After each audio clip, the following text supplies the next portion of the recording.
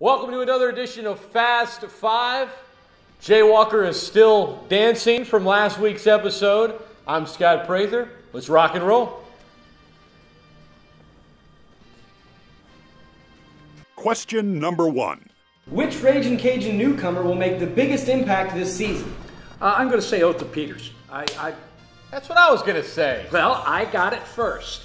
Yeah, I do think that there are a few newcomers that are going to make an impact with this football team. But you know, this guy is going to play a lot at linebacker. He's a hard hitter. I think Hud likes his energy. I think it was a pretty obvious choice, though, when you get down to it. Yeah, so if I'm going to pick a number 2, I could go with Stevie Artigue. I'm going to say Gary Haynes, though, the young wide receiver. You got a couple injuries there already for the season.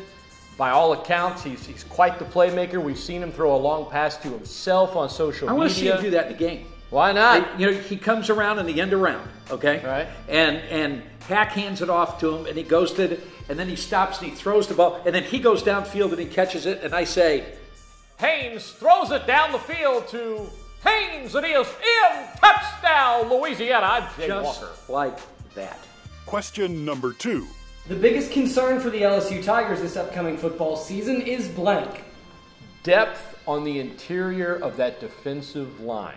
I know that the popular choice is quarterback, but by all accounts, it's going to be Harris. And I know that folks are still nervous about the position, and rightfully so. But if they have any injuries on that defensive line, I know we hear about depth and stuff. I'm just telling you, they cannot afford to have injuries there. That, to me, is the biggest concern for LSU football this year. I'm going to stay on the defensive line, but I'm going to go to the outside and say generating a pass rush. LSU didn't do a very good job of getting to the quarterback last year, which is why they weren't as good defensively as we've seen from Tiger teams in the past. He's concerned about the inside. I'm concerned about the outside, but guess what? Defensive line is where it's at. Clean on the inside, clean on the outside. Ice cream paint job. Question number 3. The New Orleans Saints will blank the NFC South. Finish third. Look, it's a crapshoot. The Saints could win that division. They could finish last. That's how bad that division is. I'm going to say finish third because finish second is giving them too much credit. You said third. I'll go with the number 3. There'll be a 3-way tie for first place. I'm not going to get into tiebreakers. It's not going to be the Bucks. It's not a very good division. 3 teams at 6 and 10. Great. I'm not going to go that far either. Probably not me. But yeah, 3-way tie. Question number 4. With Steelers wide receiver Antonio Brown's elite skills and Brandon Cooks emerging as a serious playmaker for the Saints, will the idea of the undersized wide receiver being limited slowly fade away? Yes. Look, Steve Smith was undersized. Look what he did. Many feel like Antonio Brown's the best receiver in football. It's not like Calvin Johnson isn't going to also be one of the best, and Dez Bryant and these guys with a lot of size, and that's still going to be trendy. But this idea of, well, we're not going to take this guy because he's under 6 feet tall. I think with Antonio Brown, I think Brandon Cooks is due for a big season on the field for the Saints. You're going to see that slowly fading away. The short guy is coming back. Think about it. Drew Brees is undersized for the quarterback position. He's pretty good. Jay makes fun of me for being short all the time, even though I'm clearly better looking than him. Who's your favorite character on Game of Thrones? The little dude. Tyrion Lannister. That's Bam, it. nailed it. Most popular show on television. Yes, the idea of the undersized wide receiver, in time it's fading away. I, for the most part, agree with what he said. Look, if you can run good routes, if you can run, period, and you can catch the football, it really doesn't matter how big you are. And I think guys like Antonio Brown and Brandon Cooks are starting to make that statement come true. Now, if only the size of sports announcers didn't matter, we'd have a great radio station.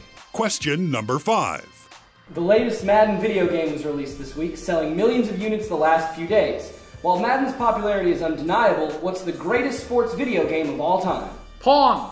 And it's not close because Pong was the first one. It was like a table tennis type of thing, and it was the first real video game, period. But everybody looked at it as a sports game because it was kind of like ping pong, and you wouldn't have Madden if it hadn't been for Pong. Just because it was the first doesn't mean it was the best. Oh, it was the best. The clear answer is Tecmo Super Bowl.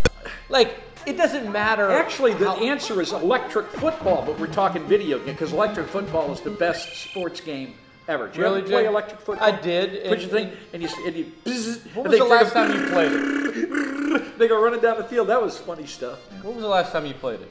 Electric football?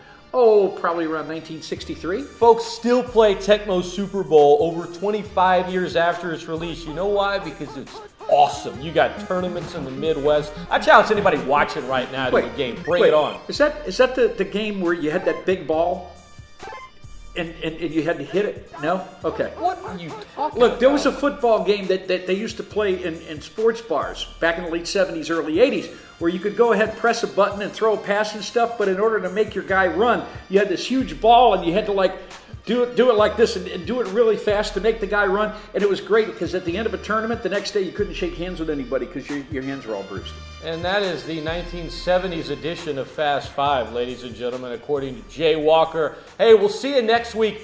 Game week next week. Can't wait. Remember, hit subscribe, ESPN 1420, ESPN1420.com. He doesn't have hair, but he whips it back and forth. See you next week on Fast Five.